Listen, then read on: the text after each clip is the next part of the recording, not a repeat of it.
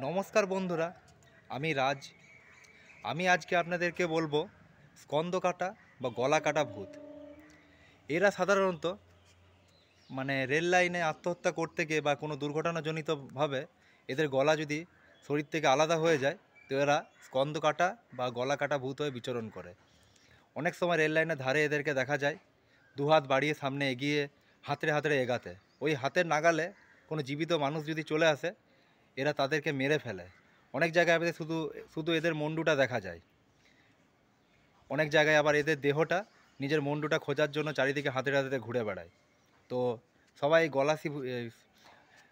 সবাই এই গলা কাটা বা স্কন্দ কাটা ভূতের থেকে সাবধান।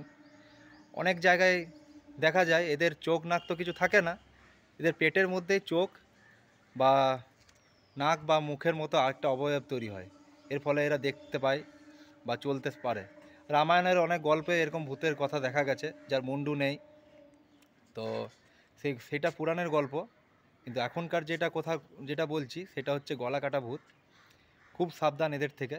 এরা চোখে দেখতে না পেলেও খুব ধূর্ত হয়, আর এদের হাতের নাগালে যাকেই পায় তাকে একদম মৃত্যুর মুখে এরা পতিত করে দেয়।